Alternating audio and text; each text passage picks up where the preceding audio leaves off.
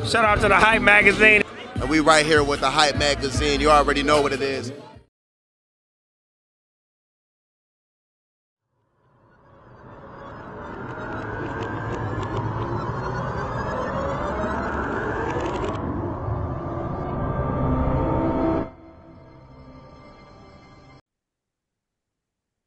Hey, what's good, everybody? Welcome to another live session with the Hype Magazine. I'm your editor-in-chief, Jerry Toby, and today, we get to welcome home a man who had been held more than 16 months past his release date once his sentence was amended, by the name of Chauncey Big Hit Hollis Sr. And the charge was led by an amazing young lioness who took a hold and wouldn't let go and said, we're going to make this right, by the name of Cheyenne. She has a foundation, a program called COMMUNITYx, and she partnered with Mr. Hollis's son, Hit Boy, the Grammy Award-winning producer, to push this forward, and it's an amazing story. So welcome and thank you both for being here. Thank you. Thank you. Awesome. So Chloe, big story, a lot of people talking about doing something within the criminal justice system. You took the bull by the horns and said, hey, I'm going to help make this right. Talk to me about like the defining moment that made you step in and really do your thing.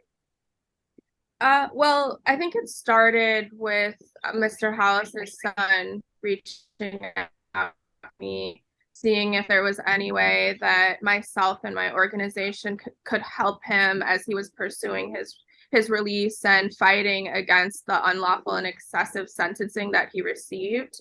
But, you know, I'll just kind of take a step back and say that we support so many cases around the world. We just helped with Paul Rusesabagina's case, getting him released from Rwandan prison. But I've never seen a case or a campaign that we've worked on with someone like Mr. Hollis, who was so self-motivated and so adamant about fighting the injustice that he received, and fighting and advocating for himself and his own release for prison. I think that's just really what blows me and what blows everyone away, was his courage and his willpower, you know, spending day after day in prison, knowing that he wasn't supposed to be there, his will to fight on and to continue to say, this isn't right, I'm not guilty, is what blew all of us away. So I was just grateful to be able to help him in any way that I could. And the big deal, everybody, is that Mr. Hollis sent a writ up to the appeals court. The Court of Appeals said, you're correct, and this needs to be revised. And the lower court judge refused to acknowledge the appeals court's ruling, and thus causing Mr. Hollis additional injury by keeping him unlawfully in prison beyond what would have been his release date. Mr. Hollis, thank you and welcome home, first and foremost. Congratulations. I salute you for showing the intestinal fortitude to say, yo, you're just not going to do this the way you want to. This is not going to play out how you think it's going to play out. I'm going to stand for myself, even though you want me to be quiet and you try to make it extra hard on me. Talk to me about the feeling, first and foremost, when the Court of Appeals said, you're right, you got that decision, and the elevated hope of a quick response from the lower court, only to be denied. Can you tell me about that emotional journey? Yeah, the Court of Appeals, it was amazing. I didn't think they was going to actually grant it. I thought I was going to have to go through the long, extensive. I thought they was going to deny, because this is not the first time I brought it up to the Court of Appeal. They knew about it way before, years ago. The judge knew he couldn't do this years ago, and I've been telling them that you couldn't do this years ago. And they was just trying to sweep me up under the rug. Basically, they did. But I kept fighting. I thought basically, Court of Appeal was just a surprise when they did grant it. I thought I was gonna have to get my action in federal court. And that's where everybody usually get their action at. But they went on and conceded. And which I knew, that the lower courts, we all had actually sent the same motion to the judge Kirshner in Van Nuys, and he been denying, and we've been trying to come with new motions because, he said, well, okay, you came with these issues already, and you exhausted your appeals. Basically, you got no action here. And I just kept on sending it right. And he was throwing it right back. It's like throwing a bomb. He throwing it back out. I'm throwing it right back at him. He's like, you telling me he can't do it, but I'm still doing it, regardless of what he's saying. And I pressed the issue and pressed him. And man, God's good. He made it happen. So, but as far as Richard Kirshner, we knew he was biased about the situation. And I think he just basically just said, you know what? This dude right here is not gonna stop. I think he know that I'm gonna press the issue so hard that he's probably lose his job or get, I don't know if he got power. He got pulled. He's a chief justice. And that he probably said, you know what, he gonna expose me anyway, so I might as well drag him all the way out. And that's what he did. It's unbelievable how he just ignored natural justice. But I'm coming to get my issue, and I really looked at it. I knew I was supposed to be gone, man. But on paper, I was supposed to left in 2018. I was supposed to, so they kept me 6 years over. I was supposed to really leave in 2016 because just being that it was, you only do 33% of your time. It's a nonviolent crime. And the things he did is put those GBRs on me, which constituted a violent crime, and what made it 85%. And it was horrible, man. The whole trip was just they ran me through the ringer. But they pulled some Cali stuff and added that great bodily injury. That's what he was calling GBR, great bodily injury, and so they could to add some enhancements to the situation. You know what I mean? Basically stack the deck. They said we're gonna hit this shotgun pattern, see what sticks, and let him win it on appeal. That part. Which you did. That was the plot. That was the plan from the beginning. You know what I mean? Let him win it on appeal. We're gonna inconvenience him as long as we can. And then Playboy decided, I don't care what they say, this don't crack till I say it crack, and we'll let him out. But now, talk to me about the consequences for him. What are your possible remunerations that could come to you from this? There's pennies on the dollar as far as the immediate cash, which I heard I got to wait about 6 to 9 months after I filed it. It's basically it's nothing but $140 a day, $140 a day. So I probably got like maybe 300,000 coming from that. But the actual lawsuit, they talking about 50 million, just being, just him just basically blatantly, knowingly and intentionally. That's how they hit us with it.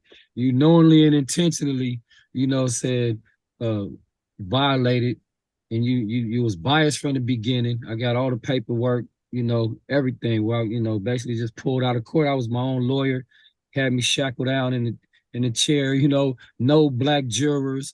I didn't get to present no evidence in my favor to prove my innocence. It just everything came out my mouth. I was, trying to speak up on it, and I was shut down immediately. I wasn't given the chance to even speaking on my own lawyer, man. And like I told him, I said, man, you violating all natural justice. I know they think, since we black, we don't know the laws. We can't recognize, we can't speak up on it. When you do that, it's like nigga, who you think you is? Like, I'm gonna show you what's happening. Like, and that's what he did. He pressed the issue, and he shown his power, man. It was more than just, the justice, the courts, man. As far as like, it was it was way out. You know, the violations he was making. Man, and they say being woke is a bad thing. You know what I mean? Knowing about injustices and wanting to do something about that, that's supposed to be a bad thing. Acknowledging and recognizing and stepping to the forefront, like, you know, Chloe did in this, and COMMUNITYx with their Free Big Hit campaign. Talk to me, Chloe, about the response from the community, and how in the end you feel that that is what impacted this man to just go ahead and do what was right. Because you just recently got out, what was it, last weekend? Yeah, I got out Friday, so Friday. It hasn't been a week yet. Welcome home. Man, appreciate it. Go ahead, Chloe. Yeah, I mean, I again would start by saying that you know, the system has, for all intents and purposes, turned Mr. Hollis into a paralegal. Like, I mean, you hear him talking, you hear, you know, the phrases that he's using. He understands intimately the law because he was responsible for advocating for his own freedom, knowing that he was wrongfully imprisoned. And so, you know, I think for us, we do what we can to mobilize the community and build awareness around what's happening, you know, on the outside, and educate people and give them ways where they can easily take action and support someone like Mr. Hollis and support his journey to freedom. But again, it's the willpower that comes from within someone like Mr. Hollis that actually at the end of the day ensures justice. And it's his own persistence and his own consistency that got him free. And that's the reason why he's out today. Well, you know what they say, teamwork makes the dream work. I truly believe that. And I believe that COMMUNITYx, you know what I mean? Which is touted as, you know, the hub for digital activism. You feel me? It's COMMUNITYx.com. Check it out. They've got a lot of initiatives going on. As Chloe said earlier, this is one of those that they've taken on right now. They've got, you know, I think going for immigrant justice and Black Lives Matters, grocery drive and things like that. But this huge success, getting behind and driving a campaign for Mr. Hollis, who was unlawfully in prison just at the whim and the will of one man. I don't know who he was. I don't know how the system works out there always in California, whether he was appointed or elected or how, you know, if they're on rotating duty like certain states with the Chief Justice. But as an individual, and I'm supposed to say neutral, but I'm Black and I'm not going to do it.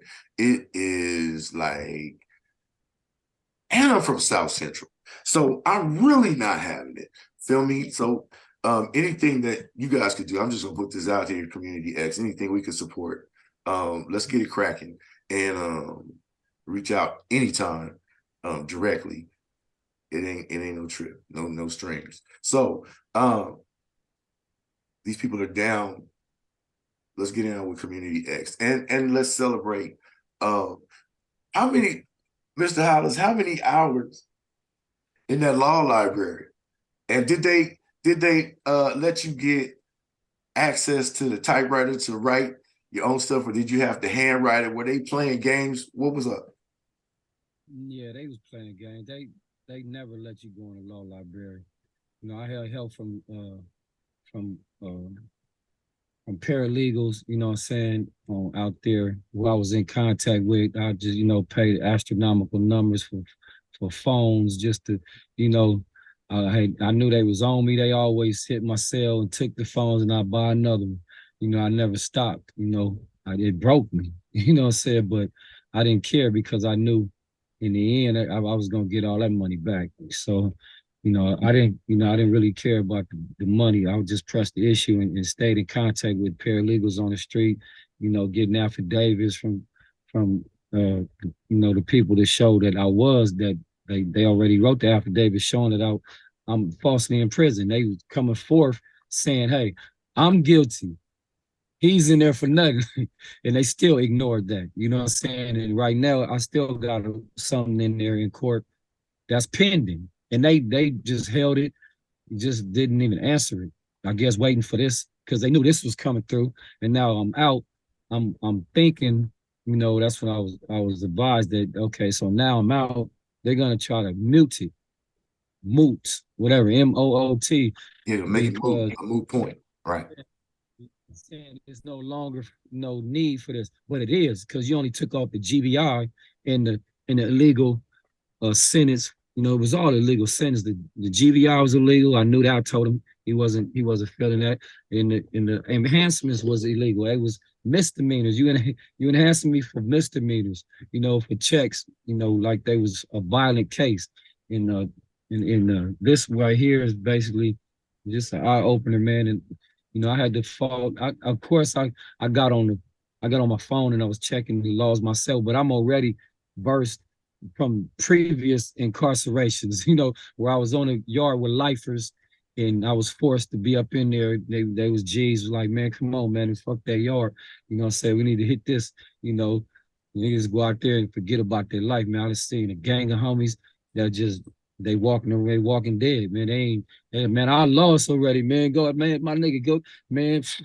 All right, I done did that part already, and they really accepted dying in jail. You know, and I couldn't accept that part of the game. I couldn't accept the little 24 years I had in the feds before. And I ended up beating my cat. I had 24 and I was up in there with the G's and I was fighting and fighting. I only did 15. So, you know, man, now here I go again.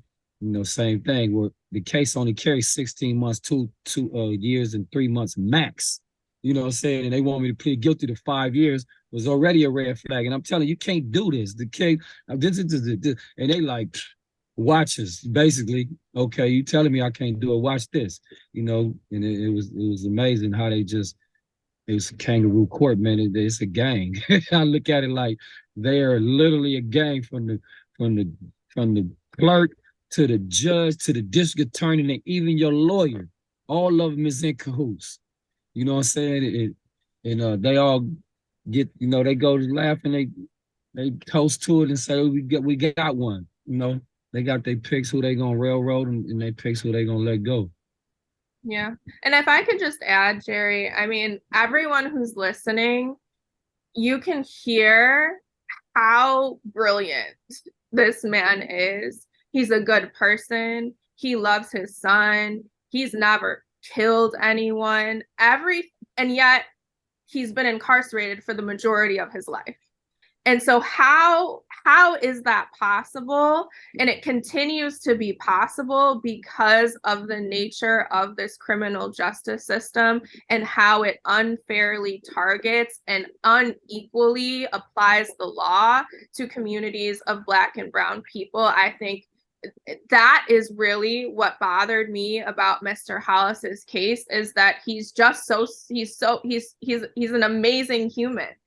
And for him to have spent all of that time on the inside when he could be on the outside doing so much good in the world and helping other people and educating other people, it's a huge loss for society. I agree. In the overall. Now, I have to be fair. And as a journalist, I'm becoming neutral. But the other side will always say, well, they never asked the hard question, right?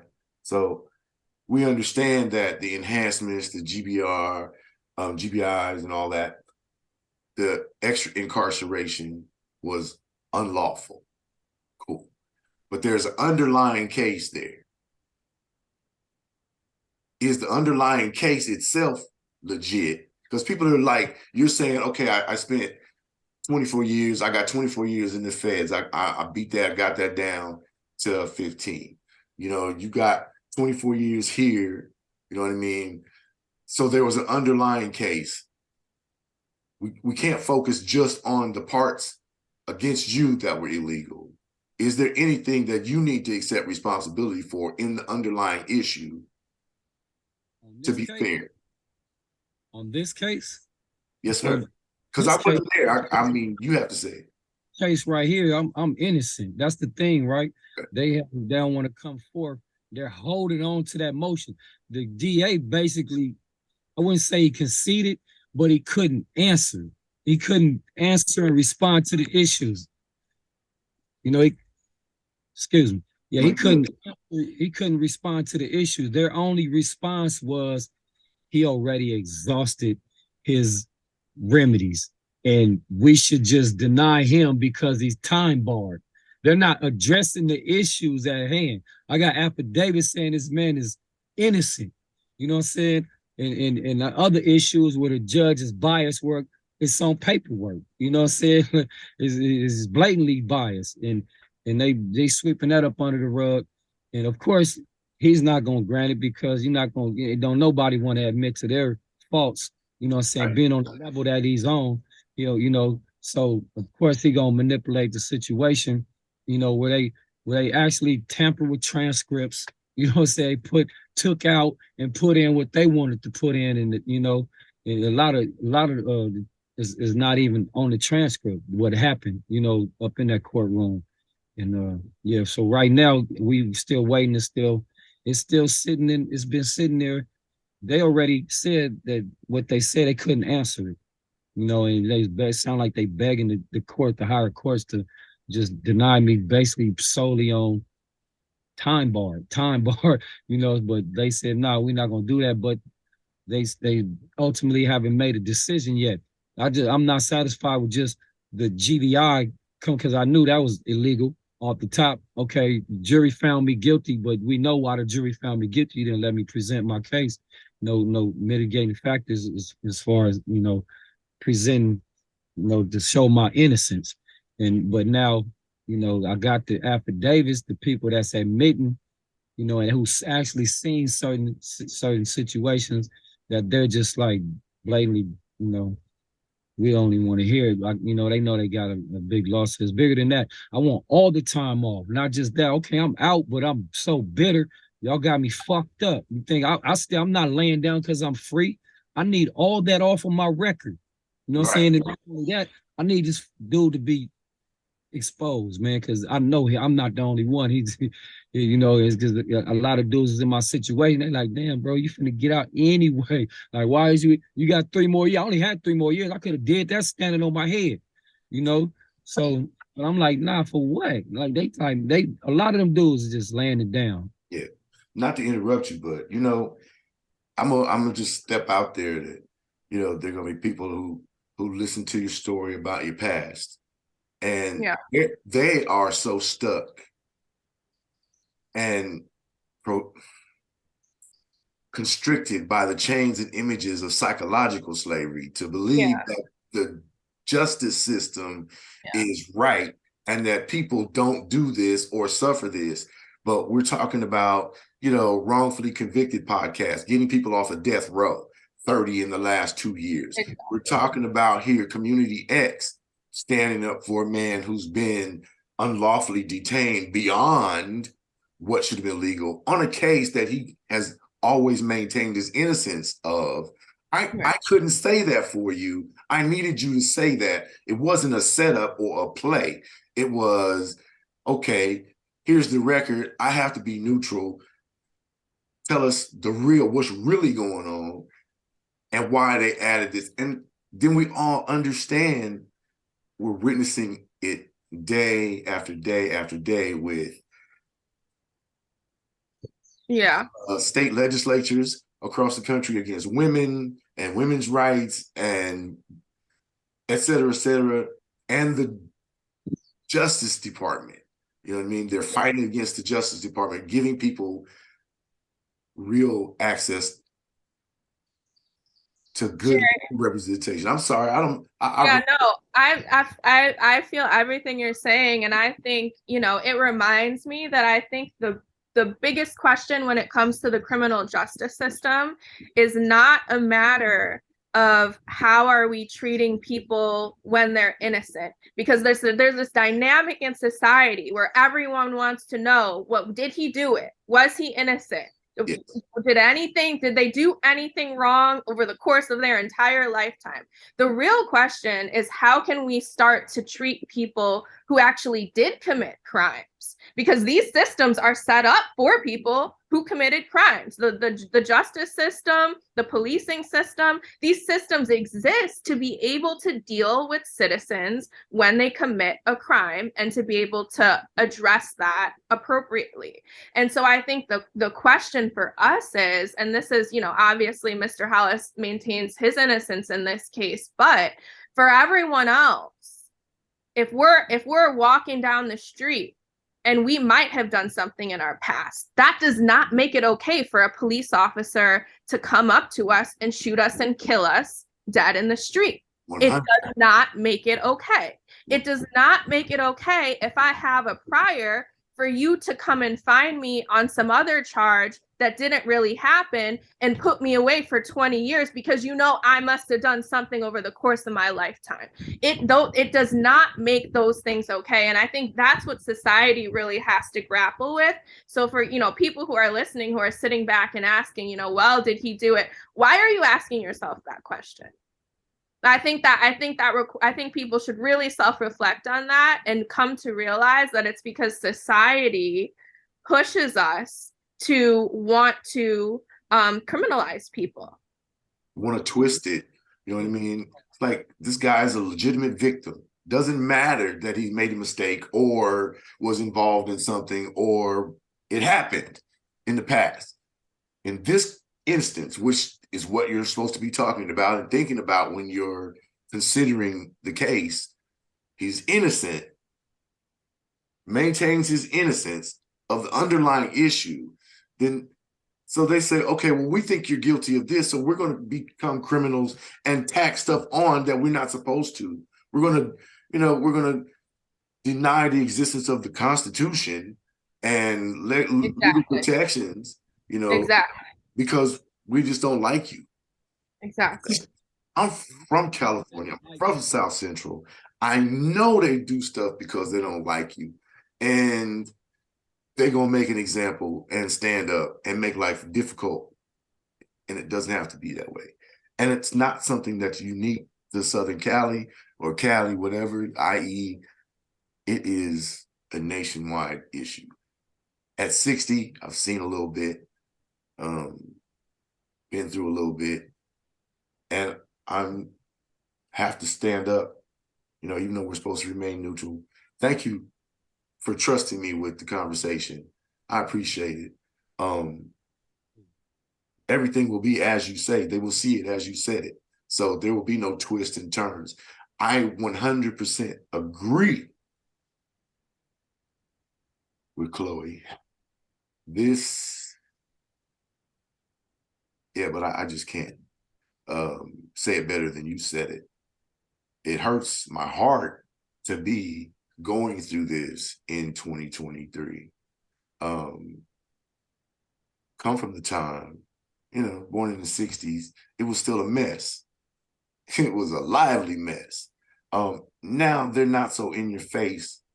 They're using the system and all the legal fluffery that they can to throw shit in the game, bottom line. And, excuse my language. I really appreciate you, Chloe Cheyenne, for standing up. Once again, our women have proven to be the backbone of a movement. It's been that way for more than 500 years in this country. You know what I mean? When we, as Black men, are sometimes unable to close the deal just because we're Black men. And our women come in and say, I got your back, and I won't let you fight alone. Damn it, we win.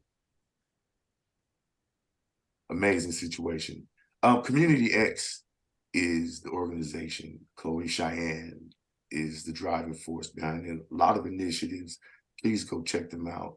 Mr. Hollis, I know that you've done a lot of interviews since you've been home and before.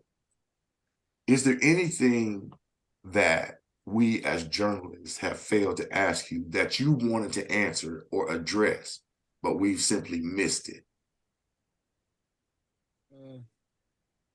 Well, yeah, basically it's just about the lot of lawyers, you know what I'm saying? I hired Garrett Ghost. You know, Mark, he's a famous guy, but they all in cahoots. And it's not about, you know, the justice, like you were saying, like they don't like me. It's not even about that. They're not, you know, it's about them dollars, man. You know what I'm saying? Because they wanted me to plead guilty, but the main thing was them dollars. You know what I'm saying? And they was adamant about that. Okay, yeah, we wanted 2 years in $14 million situation. Want me to plead guilty to that. You know what I'm saying? And then I let them know I don't got that type of dollar. They looking at who I'm around. Puffy, Jay, my son, you know, and they like, okay, this nigga got cake. And I'm coming forth, I'm bailing out 300,000 there because they kept violating. They didn't even violate. They was just basically recalling it. You know what I'm saying? Because one time I took a couple cars up and they was like, you know, no, the cars ain't, I was already out. And they like came with some rehearsal. No, we don't want the cars no more. You just bring us a house. Get us out. I couldn't get no house. You know what I'm saying? So that's when I actually stayed in, you know, but I had bailed out twice. But it was all about the dollars, man. And it wasn't about they didn't like me or whatever. And they was all in cahoots. You know, my lawyers telling me like, well, we're gonna just plead guilty in 14 million. They want me to actually snitch on my son. Not even snitch because he didn't do shit, but want me to lie and say that he gave me these keys knowingly and intentionally. Know I'm a convicted felon and all this shit, you know, and saying so they can go after him. And they went after him even after I refused. You know, they still went after and filed it, you know, all these old negligence, you know, situation, motions, and it failed, you know. But you know, that's the thing, man. Just I knew what I was facing, and a lot of people usually break weak, knowing that their freedom is on the line. They gonna be like, fuck you, I don't care if your son or not. I don't know people snitched on their mama, you know what I'm saying, and got out. But I held tight, and I didn't, you know, I stood strong, man. And like I said, it was all about the dollars because, you know, the lawyers let me know, like, we gonna get 7 million, the victims is gonna get 7 million. They had it all planned out from A to Z. You know what I'm saying? I let them know I didn't have that type of dollar. Okay, well, can you come with 200,000 then? You know, and make $30,000 payments each month. I'm like, is you fucking serious? You know what I'm saying? Okay. Like, Picking my jaw up off the floor at that one. I had never heard no joint like that. Wow. Man. Yeah, then you know the whole little situation where they manipulating the transcripts and the things is kangaroo court. You know, it's like, man, they making the law, they breaking the law, man. They worse criminals than us. You know what I'm saying? Because I can see if you got enough evidence on somebody, that what they're supposed to do is go with the evidence. But they committing perjury on the stand. And then when I address it, Your Honor, he's committing perjury. You know what I'm saying? They strike that. You know, but how you gonna strike anything? You know, he's right on record, committing perjury. The DA, you know, he went from saying, "Oh, this is my son's car. This is my son's car." When they thought I was gonna, you know, they had to go ahead and write an affidavit. When I found out I wasn't gonna do that, oh, it's your car now because we got the same name, Chauncey Hollis. You know what I'm saying? Whoa, junior and senior. That's the only separation. Then we just ironically, we got the same signature, you know what I'm saying, straight ahead. And so they like, okay, this is you. You know, now it's yours. I like, hold up. It's clearly showing his address, his birthday, all the shit. And you're gonna switch it and say it's mine. Committing perjury on, and the judge is like, strike that to the, you know. Matter of fact, the jury exit the courtroom now. You know, please, they just do that. Pull me out of here. And actually literally drag me out the courtroom because I'm speaking up on stuff, you know. Yeah, that was the real, the truth, you know. Yeah, it's not designed to give you a platform or a floor, really, to speak from. More, I think within past 30 years, it's been more of a place where people go to cop a plea to avoid a huge sentence on some humbug stuff that they know the public defender, if that's what you're using, is too busy to really take the case and take care of you. And the other one, the commercial lawyers, are in it for the big bucks, and they're gonna still sit down and go to lunch with the freaking district attorney behind your back. And it's who's gonna give them the best play. Can I maybe get a judgeship down the road if I land me a big enough street cat? You feel me? The play is long, you know, it's called long con. If you don't know what a long con is, go watch the movie The Sting or Harlem Nights. That was all long con. And they've been doing it to us for centuries, decades, in just different ways. They just try to be a little slicker now. Anyway, Chloe, Cheyenne, you led this, so I'm gonna let you close this out. Biggest takeaway, biggest motivating factor that we can take from this case, and if people need to reach you and get help, what are you interested in supporting? I would just say that obviously, Mr. Hollis has a huge civil case here, and him being released is just the beginning of his journey to justice. And so we're going to be updating the freebighit.com site with those demands and helping him also host a press conference to address that matter and the ongoing legal battles that he's going to continue to fight in relation to his case. So we'll share all that information on the site as well for the press conference. Our website is COMMUNITYx.com. If anyone needs support, they can DM us through Instagram, which is @COMMUNITYx, and our team will review the situation, the case details, if there are any, and get back to you on how we can help. Okay. All right, everybody. The Hype Magazine live sessions. Once again, Mr. Hollis, welcome home. Yes, sir. Appreciate it. Shout out, salute, Chloe, Cheyenne, COMMUNITYx. Go hit that freebighit.com and see what else is going on, because the fight still continues.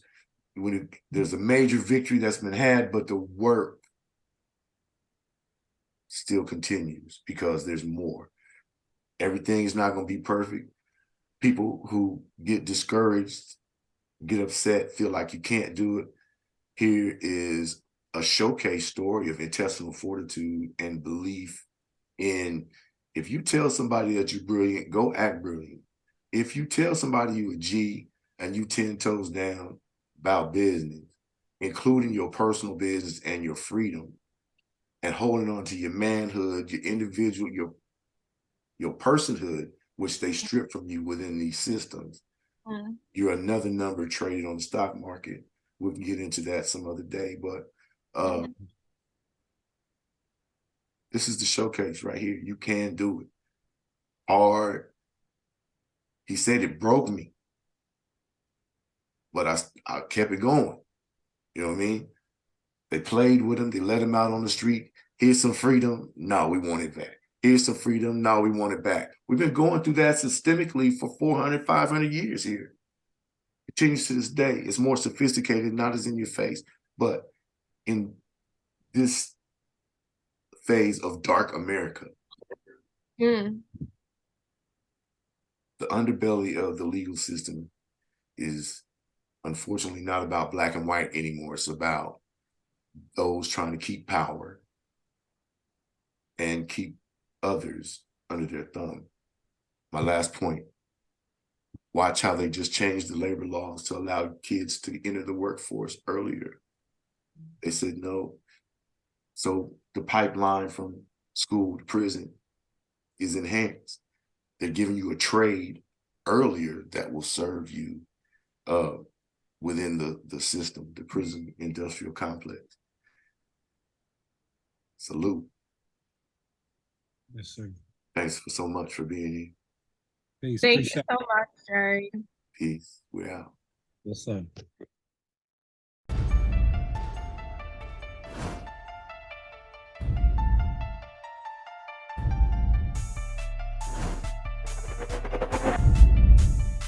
As an artist, we should reflect the time. Why you so talented? Cause I'm black. Why you so amazing? Cause I'm black. It's really important that we build characters so that people understand their story matters. 2 Chainz and I both are just really into good food. And when you know you are royalty, you will only aim in life to be royalty. We're doing it right now. I don't give a damn what they say about me. Yes, I called your ass out. I know I shouldn't be saying this kind of. Shout out the Hype Magazine Network. Shout out to the Hype Magazine Network.